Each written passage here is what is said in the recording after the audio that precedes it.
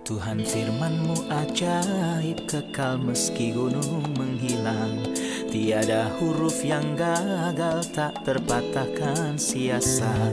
Hidup seperti-Mu ya Allah, lebih dari emas. Aku bersaksi kitab-Mu, kitab yang suci. Terdengarkan firman-Mu, hibur hati yang luka. Terangilah langkahku kemanapun ku pergi. Biarkanlah firman-Mu berkuasa atasku. Ubahkanku, bebaskanku, ku mau menyenangkan-Mu. Tuhan firman-Mu ajaib, kekal meski gunungnya.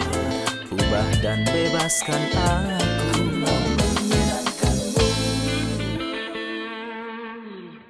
Salam jumpa pemirsa terkasih, senang sekali saya dapat kembali lagi menjumpai Anda dimanapun Anda berada dalam episode yang terbaru, program studi harian kita, Semua Kitab Suci.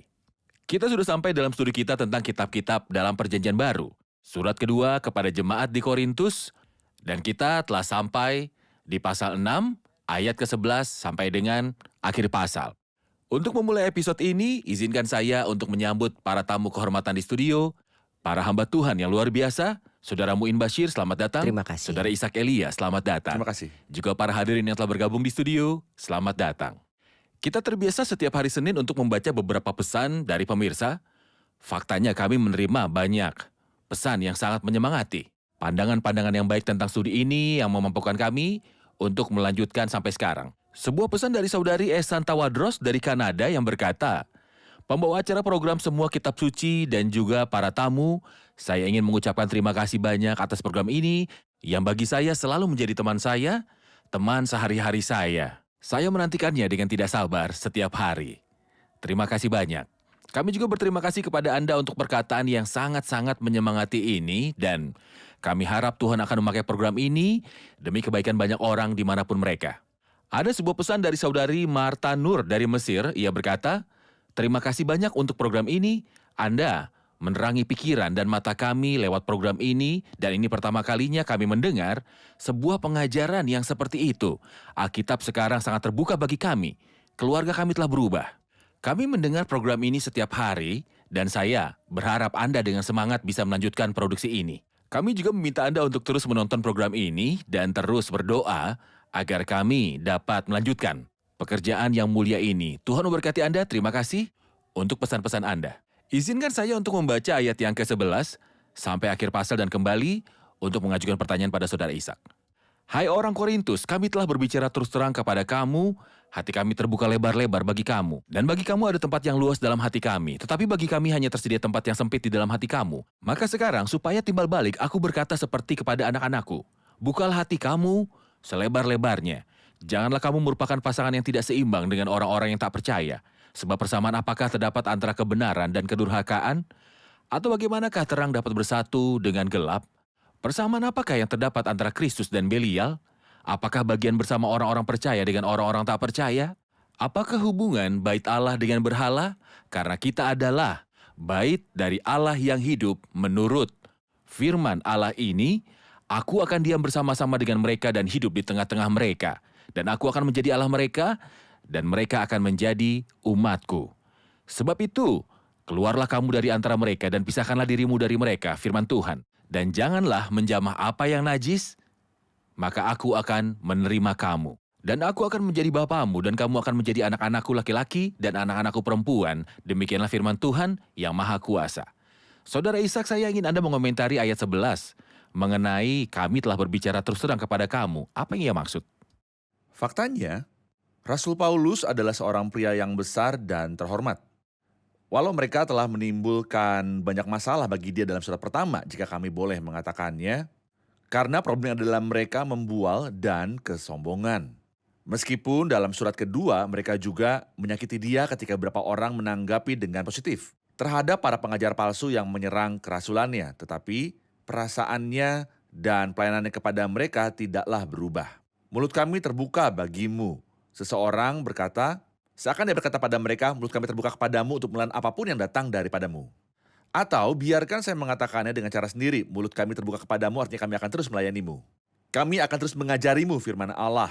Tidak akan berhenti. Mulut kami tidak akan dibungkam. Mulut kami tidak akan bungkam. berhenti. Kami tidak akan berhenti bersaksi, tetapi akan melayani sepanjang hidup kami. Bagaimanapun kamu perlakukan kami. Hai orang Korintus, kami telah berbicara terus terang tentang kamu. Hati kami terbuka lebar-lebar bagi kamu. Hati kami sangat luas. Itu menanggung apapun yang dapat datang darimu. Terlepas dari segalanya. Ayat 12 meneguhkan ide ini. Dan bagi kamu ada tempat yang luas dalam hati kami, tetapi bagi kami hanya tersedia tempat yang sempit di dalam hati kamu. Artinya kamu membatasi kasih sayangmu. Ayat ini mungkin terkait dengan ayat lainnya akan kita lihat dalam pasal 12 ayat 15 ketika ia berkata kepada mereka, karena itu aku suka mengorbankan milikku, bahkan mengorbankan diriku untuk kamu. Jadi, jika aku sangat mengasihi kamu, masakan aku semakin kurang dikasihi. Artinya, kasihmu kepadaku berkurang, kamu dibatasi oleh kasih sayangmu sendiri, namun kasihku kepadamu tidak akan berkurang dan aku tidak dibatasi oleh kasih sayangku sendiri. Saudara Muin, dalam ayat 14, janganlah kamu merupakan pasangan yang tidak seimbang dengan orang-orang yang tak percaya, dan sebagainya. Apa yang ia maksudkan dengan itu? Faktanya, ia menegaskan prinsip yang nyata dalam Alkitab, sebuah prinsip pemisahan. Dari awal penciptaan sampai akhirnya Allah selalu suka untuk melihat suatu pemisahan antara orang-orang percaya dan orang-orang tidak percaya. Halaman paling pertama dari Alkitab berbicara tentang pemisahan. Halaman terakhir dari Alkitab memberi ide yang sama juga. Allah menciptakan terang dan memisahkan antara terang dan gelap. Di halaman terakhir ada sebuah pemisahan ketika ia berbicara tentang orang-orang percaya dalam pintu-pintu gerbang dan yang tidak percaya di luar pintu gerbang. Ada sebuah pemisahan di antara mereka. Di sini Rasul Paulus menerapkan gagasan yang sama. Dan ia ingin memberitahu bahwa orang-orang tidak percaya sama dengan mereka yang masih menyembah berhala. Ia berkata kamu tidak boleh menjadi pasangan yang tidak seimbang dengan yang tidak percaya. Di sini ia menyebut sebuah analogi yang baik yang disebut dalam Perjanjian Lama bagi orang Israel. Ia berkata bahwa kuk yang adalah sebilah kayu yang diletakkan di atas bajak petani yang mengolah tanah tidak boleh ditaruh di atas seekor lembu dan keledai secara bersamaan. Pertama, yang seekor adalah binatang persembahan, tetapi yang lain adalah binatang najis. Yang satu ini berjalan dengan lambat, yang lain berjalan dengan cepat. Jika petani memakai keduanya, maka talinya tidak akan lurus dan mereka akan mengacaukan pekerjaannya. Prinsipnya janganlah kamu merupakan yang tidak seimbang dengan orang-orang tak percaya. Kita membedakan antara persahabatan dan urusan sehari-hari dan terikat dalam suatu hubungan yang permanen. Seperti misalnya dua orang yang membangun suatu perusahaan yang permanen. Atau lebih jelasnya dalam pernikahan, seorang pemuda yang percaya tidak boleh menikahi pemudi yang tidak percaya, juga sebaliknya.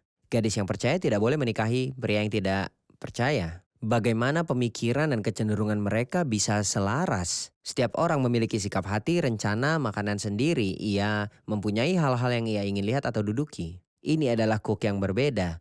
Tetapi untuk urusan sehari-hari yang normal, saya tidak mengatakan bahwa murid cuma harus berurusan dengan murid-murid yang percaya seperti dirinya sendiri. Kita harus pergi keluar, tidak ada perbedaan antara pertemanan, pertetanggaan, tempat-tempat tinggal, dan berada dalam sebuah hubungan permanen yang terus-menerus dengan orang-orang. Tidak, kita berurusan dengan orang-orang di tempat kerja kita, di sekolah, Tetapi dan persekutuan yang sebagai erat tetangga, dan juga intim. urusan sehari-hari yang biasa, persekutuan yang permanen, terus berkelanjutan. Ini yang terhadapnya Paulus peringatkan. Kita rehat sejenak dan kembali untuk menjawab pertanyaan hadirin.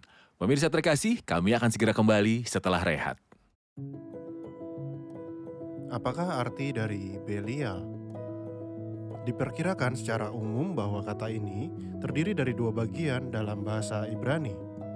Bagian pertama berarti tanpa, bagian kedua berarti guna. Jadi artinya adalah tidak berguna atau tidak baik. Dalam penggunaan Perjanjian Lama tidak ada yang mengacu kepadanya sebagai kata benda yang tepat. Talmud memandangnya sebagai kata majemuk yang artinya tanpa kuk. Tetapi banyak orang tidak setuju dengan penafsiran ini. Namun orang-orang lain memandangnya sebagai sebuah kata sifat untuk orang yang membuang kuk surga sehingga ia menjadi liar tanpa hukum atau seorang penjahat.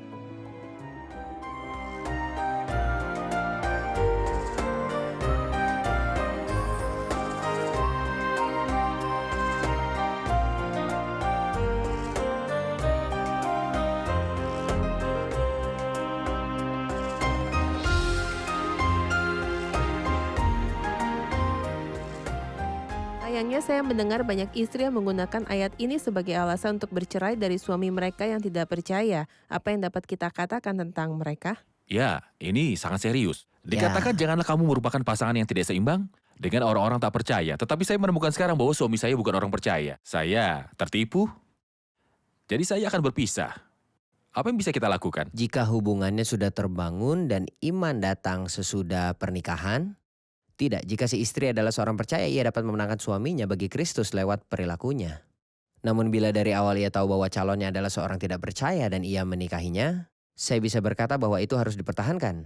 Mungkin ini salah atau sebuah langkah yang buruk, namun biarkan dia menanggungnya karena Allah tidak pernah mempermasalahkannya. Bahkan jika kita bersalah untuk menghasilkan yang baik, tapi bukanlah suatu hukum bahwa orang yang menikah harus bercerai. Karena kita ketahui bahwa perceraian dilarang sepenuhnya dalam Benar, kekristenan. apa yang telah dipersatukan Allah Tidak boleh tidak diceraikan, boleh diceraikan manusia. manusia. Dalam 1 Korintus 7 ada sebuah teks yang memutuskan ini sekali dan selamanya.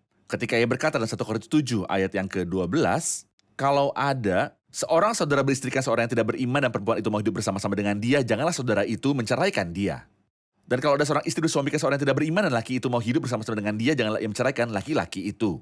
Benar, benar. Lalu, kita menemukan bahwa salah satu dari pasangan itu, suami atau istri adalah non-percaya. Alkitab memerintahkan kita untuk tidak bercerai dan berusaha untuk memenangkan pihak lainnya bagi Tuhan.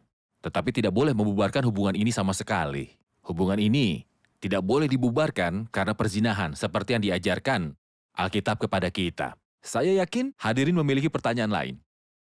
Dalam ayat 16, apakah hubungan bait Allah dengan berhala? Karena kita adalah bait Allah yang hidup, aku akan diam bersama-sama dengan mereka dan hidup di tengah-tengah mereka. Dan aku akan menjadi Allah mereka dan mereka akan menjadi umatku. Pertanyaannya adalah Allah sebagai Allah kita dan kita umatnya. Jika ada sebuah dosa di dalam kita, akankah Allah tetap menjadi Allah kita? Apakah perjanjian ini bersyarat jika kita tidak dipisahkan dari kejahatan orang-orang lain, tidakkah Allah menjadi Allah kita? Oke, jika saya menjawab pertanyaan ini, namun jika saya menyebut sesuatu tentang perikop yang berakhir sebelum ayat ini disebut oleh saudara kita terkasih, yaitu apakah hubungan bait Allah dengan berhala? Sang Rasul di sini memulai dengan beberapa petunjuk logis untuk kemustahilan kesepakatan seorang percaya dengan seorang yang tidak percaya.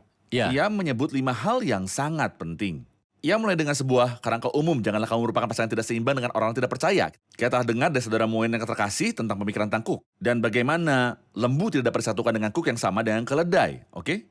Lalu ia berkata, sebab persamaan apakah terdapat antara kebenaran dan kedurhakaan? 2 macam tingkah laku yang berbeda. 2 buah yang sepenuhnya berbeda.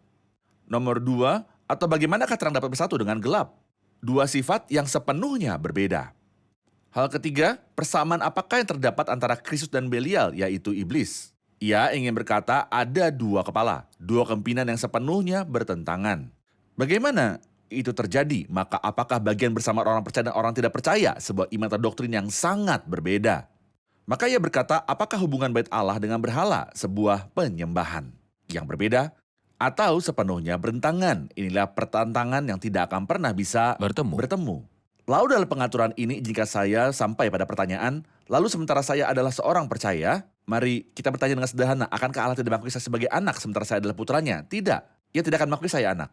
Ada sebuah ayat dalam Ibrani pasal 11, ketika ia bicara tentang mereka yang mengakui bahwa mereka adalah orang asing dan pendatang, serta mengakui keterpisahan mereka dari dunia, ia berkata, sebab Allah tidak malu disebut Allah mereka. Artinya, mereka yang adalah orang percaya mendatangkan hormat. Ia berkata, akulah Allah Abraham dan Ishak. Dan Allah Ishak. Dia tidak berkata akulah Allah Lot. Benar sekali. Ini poinnya. Benar. Lot tidak terpisah dari Allah. Ini menyerupai seorang ayah dengan kedua putranya. Yang satu berhasil pandai dan mendatangkan kehormatan. Dan putra yang lain yang tidak sukses, pecundang dan mendatangkan malu. Jadi ketika Anda mengunjunginya, ia bicara banyak tentang putra yang baik karena ia menghormatinya. Dan ia akan berkata, inilah putraku mirip denganku. Ia mewarisi kecerdasanku. Mengenai yang lainnya, ia tidak akan berkata, ia bukan putraku. Ia tidak bersedia mengakui. Sejujurnya ia malu akan dia. Bisakah sampai pada satu titik bahwa orang-orang percaya dapat mendatangkan penyesatan bagi nama Allah dan membelokkan hubungan antara mereka dan Allah di hadapan orang-orang sampai tingkat ini? Menjadikan saudara ayat, inilah arti dari ayat itu. Ketika ia berkata pada mereka, menurut firman Allah ini aku akan diam bersama-sama dengan mereka dan hidup di tengah-tengah mereka dan aku akan menjadi Allah mereka. Artinya aku bangga menjadi Allahmu. Mereka akan menjadi umatku, karena itu keluarlah kamu dari antara mereka dan pisahkanlah dirimu. Kami mengerti itu adalah pemisahan, bukan pengasingan. Ada hubungan-hubungan urusan sehari-hari dengan kenalan-kenalan. tetapi tidak ada hubungan yang menarik. Pisahkanlah Dalam dirimu pertemanan- untuk membuktikan bahwa kamu adalah umat Allah. Aku akan menjadi Aku akan Allahmu. menjadi Allahmu dan aku tidak malu memanggil mereka. Lalu pertanyaannya aku tanya kepada diriku dan pemirsa sendiri, apakah aku seorang percaya di antara anak Allah yang menghormati dia jika saya boleh mengatakannya? Atau seorang percaya yang memalukan? Yang bermalukan Tuhan jika boleh saya mengatakannya. Diskusi berlanjut dalam ayat 17. Keluarlah kamu dari antara mereka dan pisahkanlah dirimu. Dari manakah kita harus keluar dan dari manakah kita memisahkan diri jika mayoritas dalam dunia seperti itu? Siapakah orang-orang Nursila atau pengikut keduniawian atau orang yang belum diselamatkan? Mereka ada dalam lingkaran pekerjaan kita ataupun tetangga-tetangga kita. Bahkan terkadang mereka adalah anggota keluarga kita. Lalu haruskah kita meninggalkan mereka semua dan pergi hidup di padang gurun sendirian? Apa yang harus kita lakukan? Tidak, bukan itu maksudnya, karena hal itu artinya meninggalkan dunia, tetapi kita dituntut untuk memisahkan diri dari kejahatan dan cara-cara mereka, dari penyembahan berhala mereka yang jelas tidak ada kaitannya sama sekali dengan Allah. Tidak selalu berhala yang Tidak. sebenarnya bahwa saudaraku atau tetanggaku membawa sebuah patung Tidak ke perlu dalam seperti rumahku. itu, melainkan semua yang bertentangan dengan Kristus atau penyembahan yang sejati kepada Kristus, karena kini tidak ada berhala secara harafiah. Jadi pisahkanlah dirimu prinsip-prinsip kejahatan hal-hal jahat di dunia. Bersamaan dengan itu, saya hidup di dunia, atau seperti seseorang berkata perahunya ada di laut. Tidak ada ketakutan untuk itu. Ketakutan dimulai ketika air masuk ke dalam perahu. Jadi, saya hidup dengan bersaksi tentang Kristus tetapi terpisah dari kejahatan dunia. Saat sangat jelas di mana aku berada dan ada penghinaan kepada nama Kristus, aku harus memisahkan diri. Ketika Musa turun dari gunung itu dan menemukan perkemahan itu tercemar dengan penyembahan anak lembu, apa yang ia lakukan? Ia keluar dan berkata, siapa yang memihak kepada Tuhan, Aku datanglah memisahkan kepadaku, diri. pisahkanlah dirimu. Terpisah dari Tuhan bukan kepada Musa, bukan untuk memulai sekte baru. Namun perkemahan perlu disembuhkan dan dimurnikan, setelah itu mereka kembali. Saya teringat perkataan bijak, siapa bergaul dengan orang bijak menjadi bijak, tetapi siapa berteman dengan orang bebal Menjadi malang. menjadi malang. Mungkin itulah alasan membuat Abraham bukan hanya memisahkan diri dari Sodom, ia bahkan memisahkan diri dari Lot agar ia tidak terhalang dalam perjalanan imannya sendiri oleh beban yang melekat padanya ini. Kita rehat sejenak dan kembali untuk menjawab pertanyaan hadirin. Pemirsa terkasih, kami akan kembali setelah rehat dan saya mendorong Anda untuk mengirimkan pertanyaan apapun yang Anda miliki tentang topik ini atau perikop di dalam Alkitab ke alamat yang akan muncul selama rehat. Ada nomor telepon yang tertera. Anda bisa hubungi kami. Kami akan segera kembali.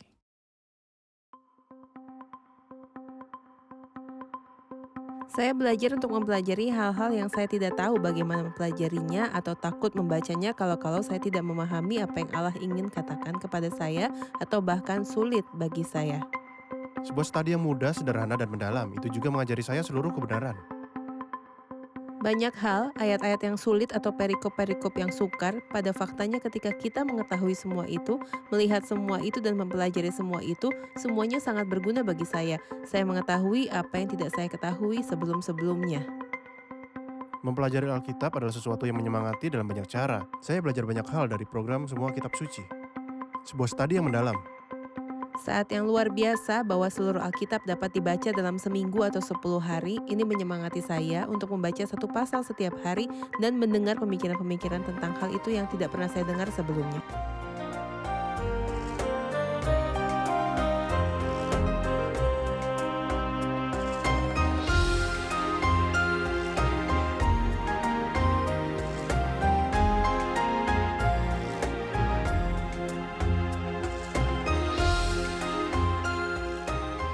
Apakah masalahnya bila ada kesepakatan atau perkenanan antara orang percaya dan orang tidak percaya dan mereka menikah dengan berharap bahwa orang yang percaya akan memenangkan pihak yang lainnya di masa yang mendatang nanti? Pertanyaannya sangat penting. Apa yang melarang selama ada kesepakatan antar keduanya dan mereka saling memahami, saling dekat? Sang wanita memenangkan pria dan begitu sebaliknya dalam pernikahan. Lihat saudara, ayat Alkitab menyatakan kepada kita bahwa Allah mengasihi kita dan saat ia memberi kita sebuah perintah, itu bukan untuk membuat kita kesal atau membuat kita menjadi duka. Sebaliknya agar kita penuh sukacita. Sederhana saja bahwa ketika kedua pihak adalah orang percaya dan orang tidak percaya, si orang percaya mempunyai sifat baru, kerinduan-kerinduan yang kudus terhadap Allah dan juga perkara-perkaranya. Ia juga mempunyai sifat buruk yang menariknya jatuh. Benar? Tapi berapa banyak sifat yang dimiliki pihak orang yang tidak percaya? Satu sifat, yaitu dosa. Setelah menikah, agar dapat berjalan satu dengan yang lain dan selaras dengan logika yang Sederhana, dapatkah pihak orang yang tidak percaya yang tidak memiliki lainnya selain sifat dosa berjalan dengan pihak orang percaya dalam perkara-perkara rohani? Atau yang lebih logis adalah pihak orang percaya yang memiliki sifat dosa menyesuaikan diri dengan sifat dosa satu-satunya yang ada di pihak orang yang tidak percaya. Apa yang akan terjadi bukanlah orang percaya akan membuat orang tidak percaya menjadi lebih baik, tapi yang pasti Orang tidak percaya akan menarik orang orang tidak percaya. percaya akan menarik orang percaya untuk mundur dan menariknya sampai jatuh. Itulah sebabnya. Perintah di sini itu penting. Jangan kamu merupakan pasangan tidak seimbang dengan orang tidak percaya. Dan di dalam ayat-ayat yang lain yang berkata, janganlah kamu sesat. Pergaulan yang buruk merusakkan kebiasaan yang baik. Logika mengatakan jika saya membawa 10 apel dan menaruh satu apel rusak di tengahnya, akankah 10 apel yang baik membuat apel yang rusak menjadi baik? Tidak, apel rusak akan merusakkan ke-10 apel yang baik. Saya ingin mengatakan bahwa kita seharusnya mentaati perintah di Alkitab dan tidak melanggarnya untuk dapat menang. Sebagai Allah yang penuh belas kasihan, terkadang ia dapat berurusan dalam beberapa kisah yang kita dengar dan pihak kedua datang pada Allah ini adalah sebuah petualangan atau jika saya menyebutnya untung-untungan yang saya tidak bisa jadikan sandaran dalam keputusan yang paling serius dalam kehidupan. Ini untung-untungan. Setelah menerima Kristus secara pribadi, keputusan menikah, jadi saya tidak bisa berani dengan hidup saya dan mematuhi pihak yang tidak percaya berdasarkan suatu kemungkinan yang nilainya 0. Rasanya tidak disebut dalam Alkitab tentang contoh manapun yang berkata bahwa seorang percaya dapat berurusan secara akrab dengan orang yang tidak percaya dan membawa mereka kepada Kristus, tapi kebalikannya lah yang terjadi. Misalnya Simpson, ia adalah seorang Nazir. Ketika ia pergi ke tempat yang jahat dan terlibat dengan orang-orang yang tidak percaya, ia tidak memenangkan mereka bagi Kristus. Sebaliknya mereka yang Mereka menarik menariknya. dia. Lot, orang percaya. Ketika ia pergi ke Sodom, ia tidak mengubah orang-orang Sodom dan Gomora, tidak seorang pun dari mereka. Sebaliknya mereka membuat sia-sia hidupnya, dia dan mereka yang bersama dalam rumahnya. Jadi pengaruhnya cukup jelas. Seperti Yosafat dan Ahab. Begitu banyak contoh dalam Alkitab. Jadi jelas bahwa yang buruk selalu mempengaruhi yang baik. Benar. Saya pikir episode ini dapat dipraktekkan. Ini menyentuh aspek-aspek praktis dalam hidup kita. Siapa yang ingin berbagi apa yang telah kita pelajari? Saya begitu menyukai apa yang kita bagikan di awal episode tentang kasih Paulus yang luas sehingga semakin ia mengasihi mereka, mereka semakin sedikit mengasihi, tetapi ia terus berhubungan dengan mereka dan ia begitu mengasihi mereka. Saya pikir kasih semacam ini bahkan sulit ada dalam manusia normal, bahkan yang memiliki moral-moral yang baik, sulit untuk menemukan seseorang yang mengasihi secara ini. Allah adalah satu-satunya sumber dari kasih semacam ini. Anda tahu Sylvia, jika kita mengikuti ini secara alkitabiah, tidak seorang pun akan bermasalah dengan orang lain di gereja atau meninggalkan gereja. Karena mereka tidak mencari kesejahteraan mereka mengasihi tanpa peduli apakah ada respon atau tidak. Ada lagi? Saya begitu suka dengan ayat-ayat ini, janganlah kamu merupakan pasangan yang tidak seimbang dengan orang-orang yang tidak percaya. Saya selalu berdoa, Tuhan tolonglah kami untuk menempatkan diri kami dalam suatu hubungan dengan orang yang tidak percaya, sehingga mereka tidak mempengaruhi hubungan kami dengan Tuhan atau mendorong kami keluar dari jalan Tuhan. Ya, benar. Ada lagi? Saudara Ishak memberikan sebuah contoh di awal tentang seorang ayah yang mempunyai 2 putra, yang seorang menghormati ayahnya, yang lain mempermalukan dia. Gandhi pernah berkata, jika bukan karena orang-orang Kristen, aku akan berharap aku menjadi orang Kristen. Aku tidak pernah ingin dikatakan tentang diriku sendiri seperti itu. Ini memberiku peringatan untuk memberi perhatian sehingga kesaksian hidupku menjadi benar seperti adanya. Terima kasih, Tuhan memberkati. Terima kasih para hamba Tuhan. Kita Terima lanjutkan kasih, diskusi di terima kasih. episode Tuhan selanjutnya. berkati. Pemirsa terkasih, Allah akan memberi hak istimewa kepada umatnya, anaknya. Allah mengistimewakan umatnya ketika ia memberi mereka hidupnya, hidup yang kekal, yang berbeda dari kehidupan Adam yang jatuh ke dalam dosa. Sungguh orang percaya hidup di dalam dunia, kehidupannya yang baru, kehidupan ilahi, yang berbeda dalam sifat, perilaku, dan juga tujuan. Dalam spesifikasinya itu sepenuhnya berbeda. Karena alasan ini, kita harus hidup dalam keterpisahan dari kenajisan dunia. Kita tahu bahwa seharusnya kita tidak boleh meninggalkan orang-orang atau hidup sendiri terpisah darinya. Namun untuk dapat hidup terpisah secara moral, kita harus menjadi pengaruh. Apakah menurut Anda makanan mempengaruhi garam? Atau garam yang mempengaruhi makanan? Allah ingin agar kita menjadi garam dunia. Kita harus mempengaruhi orang dan tidak berpartisipasi dalam kenajisan orang-orang. Ingatlah Daniel dan teman-temannya di Babel. Ingatlah Yusuf di Mesir, kesombongan dan kejahatan Mesir tidak masuk ke hatinya. Tetapi Allah memberikan dia hikmat, sehingga firman sang raja hebat bersaksi tentangnya, tidak ada yang berhikmat ataupun berwawasan sepertimu. Datanglah lagi, kalau saya boleh katakan, muliakanlah Allah, hormati Allah kita dalam setiap perilakumu, setiap perkataan, setiap perbuatan, agar orang dapat melihat perbuatan kita yang baik dan memuliakan Allah kita di sorga. Sampai jumpa di episode yang selanjutnya, Tuhan besertamu.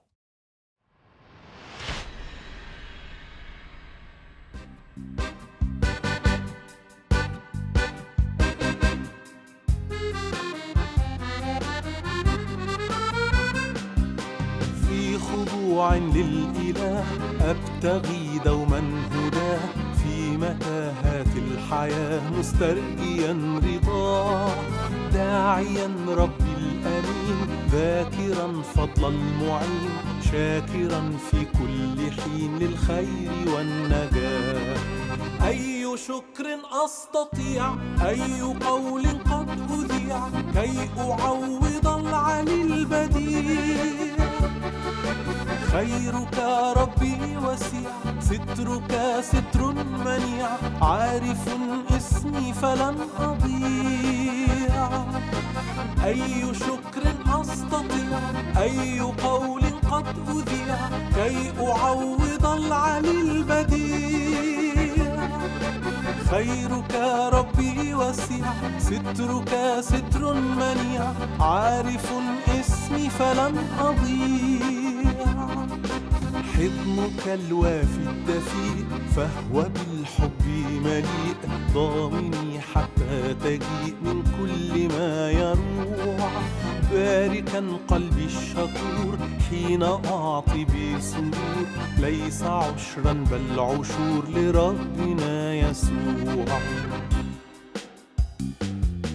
كل خير أو أمل، كل قول أو عمل، فليكن باسم الحمل يسوعنا المسيح. فهو قد أحبنا، قد هدى أقدامنا، قد شفى أمراضنا، وفيه نستريح. أي شكر أستطيع، أي قول قد أذيع، كي أعوض العلي البديع. خيرك ربي وسيع، سترك ستر منيع، عارف اسمي فلن أضيع. أي شكر أستطيع، أي قول قد أذيع، كي أعوض العلي البديع. خيرك ربي وسيع، سترك ستر منيع، عارف اسمي فلن أضيع. حضنك الوافي الدفيء، فهو بالحب مليء، ضامني حتى تجيء من كل ما يروع. باركا قلبي الشكور حين أعطي بسرور، ليس عشرا بل عشور لربنا يسوع.